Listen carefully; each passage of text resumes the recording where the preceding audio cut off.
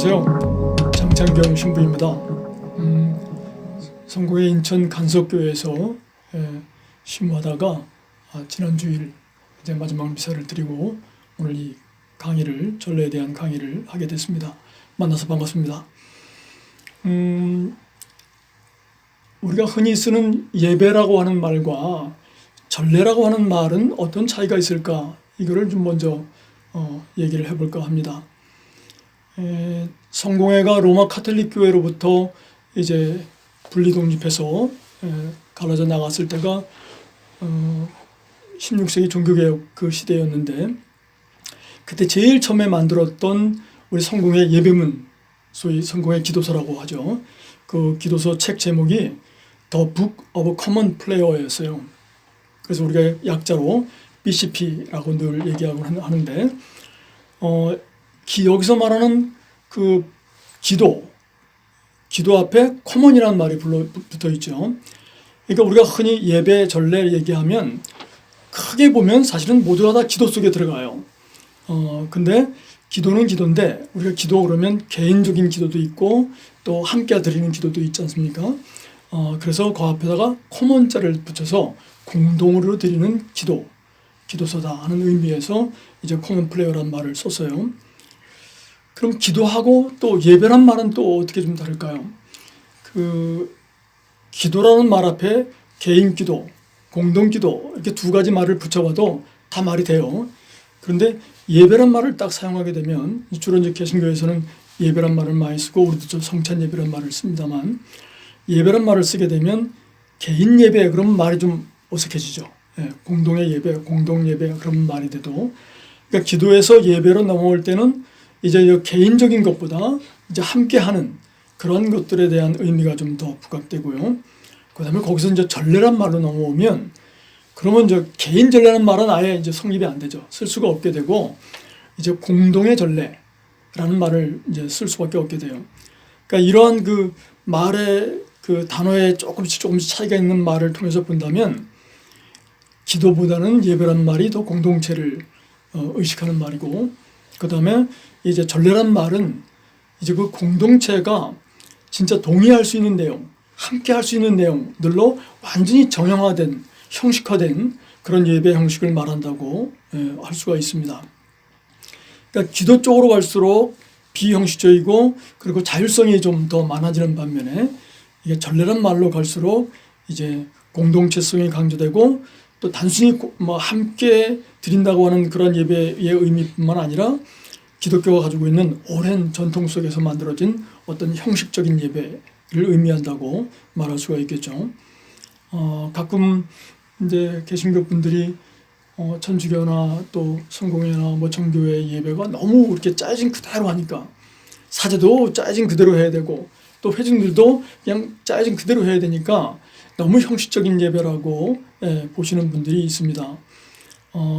예배에 관한 그 신약 성서의 가장 단순한 말을 우리가 찾아본다면 요한복음 4장 23절에 있는 그 말씀이죠. 개신교 그 성경에서는 신령과 진정으로 예배드릴 때가 온다고 하는 그런 예수님이 사마리아 여인에게 하신 말씀인데, 여기서 신령과 진정이라는 말을 보면 영과 진리라고 하는 말로 말할 수 있습니다. 영과 진리로 드리는 예배.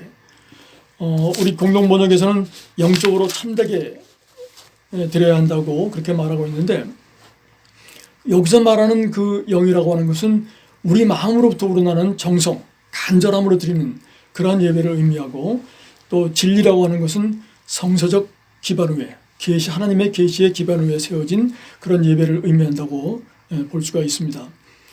그렇다 그러면 이제 예배에서는 우리가 흔히 예배라고 말할 때는 그런 어떤 형식은 좀 최소화하고, 그리고 이제 예배를 드리는 사람들의 어떤 자율적인 측면들이 좀 허락되는 반면에, 전례라고 하는 말을 쓰게 되면 이제 그런 것들은 이제 자율적인 것들은 하나도 없어지고 완전히 형식적으로 이제 거기에 맞춰서만 하게 되는 것을 의미하는데, 그러면 그렇게 형식적인 것으로만 예배를 드리면 그게 과연 영적으로 드리는 것이냐?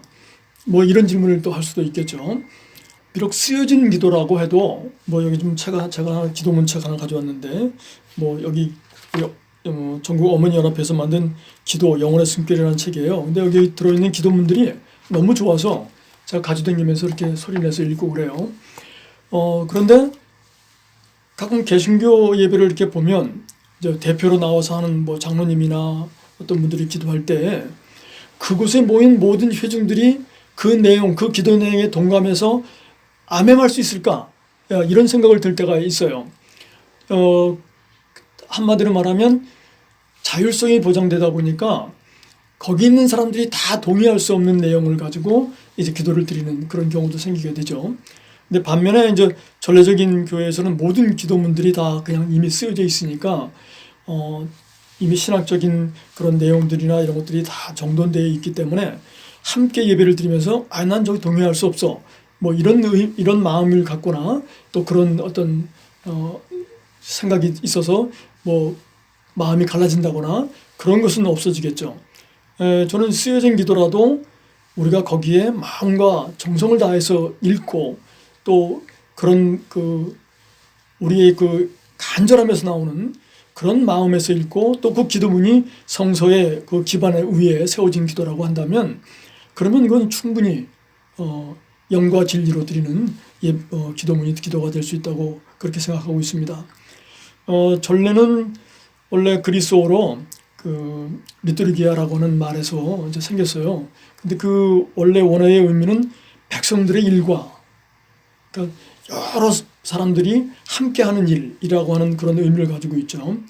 그래서 이 전례적인 예배로 갈수록 굉장히 형식적이긴 하지만 그러나 그 형식이 성서에 기반해 있고 그리고 교회의 오랜 전통 속에서 이제 만들어진 예배라고 한다면 그 예배를 드리는 회중들이 어떤 마음 자세를 갖느냐에 따라서 정말 하나가 돼서 일치가 돼서 드리는 그런 예배가 될 수 있다고 저는 보고 있습니다.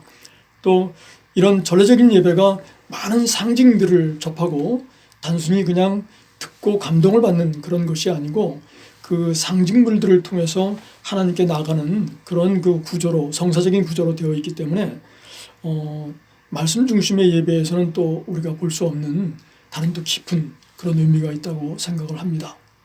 오늘은 그래서 이렇게 전례와 또 예배가 어떤 차이를 갖고 있는지 그런 것들에 대해서 말씀을 드렸고요. 오늘은 여튼 전례가 일반 우리가 흔히 말하는 기도와 예배와 무엇이 다른지 여기까지만 한번 말씀을 드리도록 하겠습니다. 오늘 여기까지 하겠습니다. 감사합니다.